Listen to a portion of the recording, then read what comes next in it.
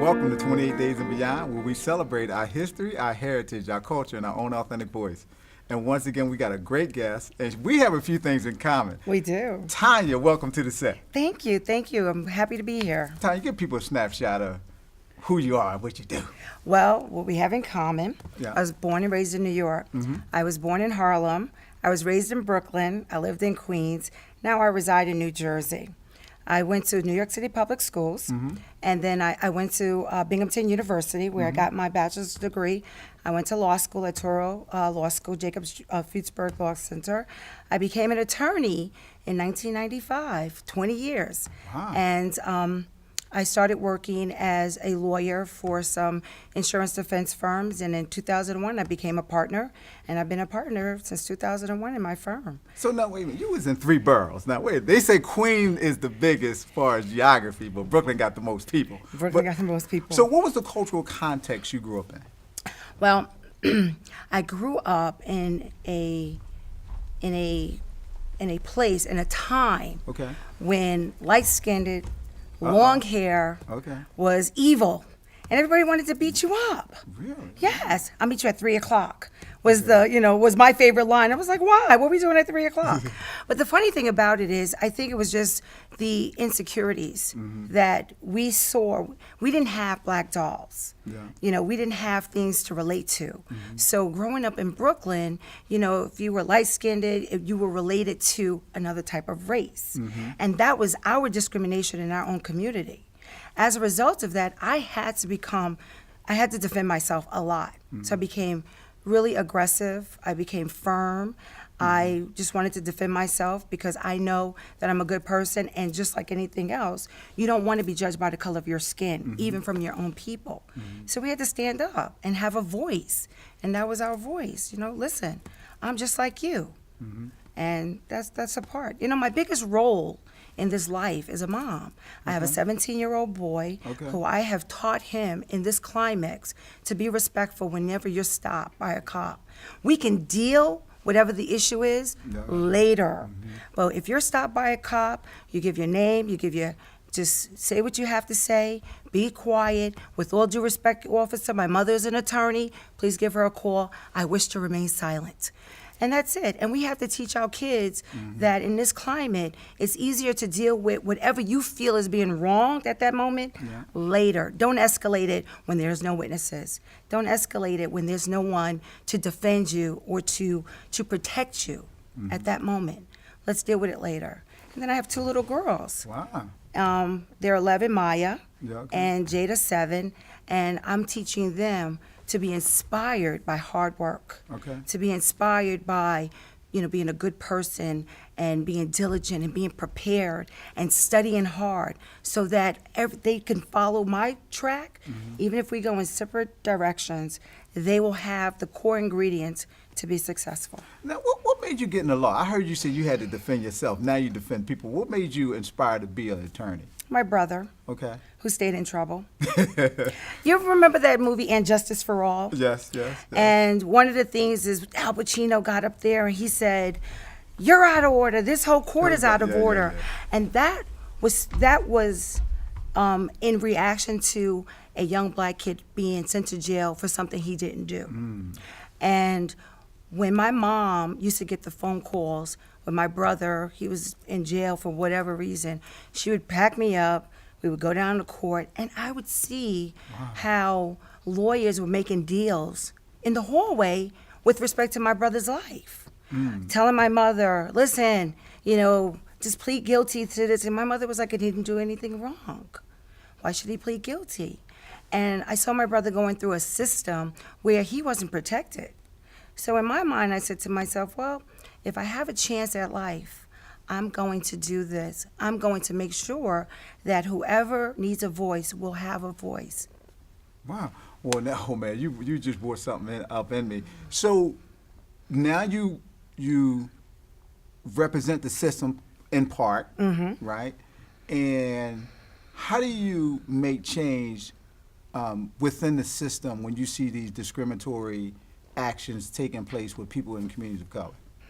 What you have to do in the system is you have to retain good counsel. Okay. Don't try to fight the battle on your own. It's too big. It's too much.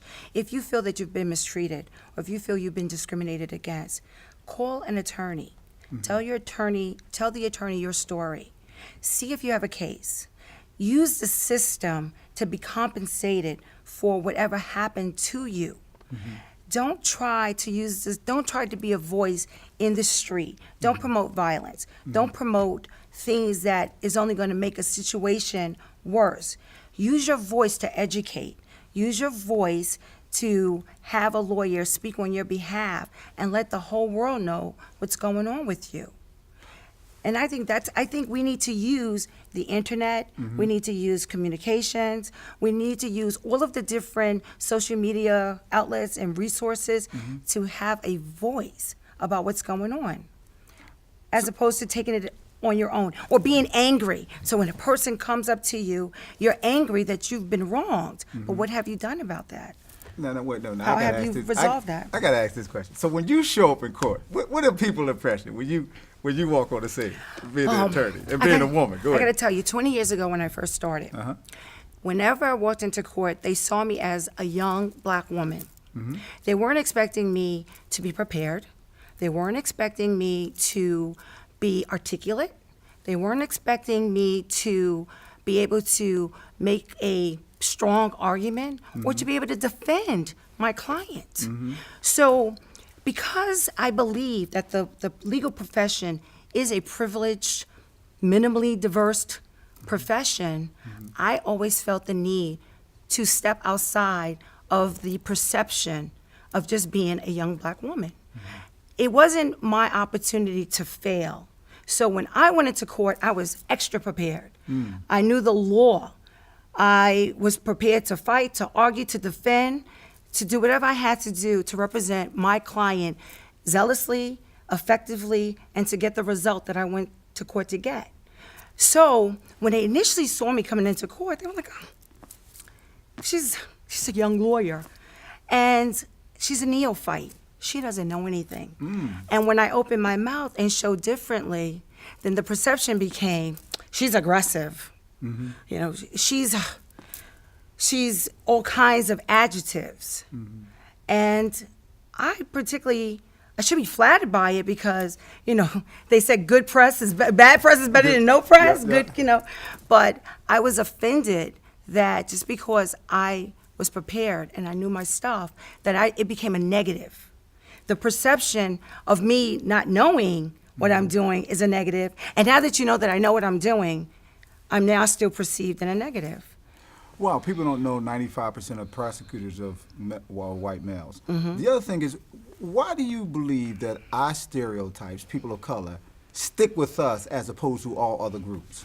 Because it's easier to condemn people who are not like you than it is to encourage and inspire and to say, this is greatness. For example, our president, if our president fail, he's not just gonna be a bad president, he's gonna be a black bad president. If I fail as a lawyer, I'm not just gonna be a lawyer who just didn't do her job. I'm gonna be that black woman lawyer or that black attorney who didn't do her job. So no matter how we grow or how much we succeed in our profession, even the President of the United States, the stigma of just being African American and it's always going to sit with us as a negative. Not as an American, not as good people, not as hardworking people, but just as black. And he is a constitutional lawyer, by the way, just for the record, we'll put that in. Yes. So let me ask you this. Now, I understand from some background, you've been kicking butt, taking names, and people have doubted you, and you have surprised them. Just give people a snapshot of some of how people have underestimated you, and now with the record you have of being a successful lawyer, beating those cases. Well, I represent multi-million-dollar corporations and real estate development companies. I represent a lot of large insurance companies and those people they're insured. Part of my job is there's a standard to be met. In order for a person to be compensated for an injury that they claim they sustained in an accident, they have to meet a certain burden. My job is to make sure that burden is met. If that burden is not met, then I win. Wow. So my job is always is to protect my client. And if you do not do your job, I'm there to make sure you don't get rewarded. If you can't prove your case, you shouldn't be compensated.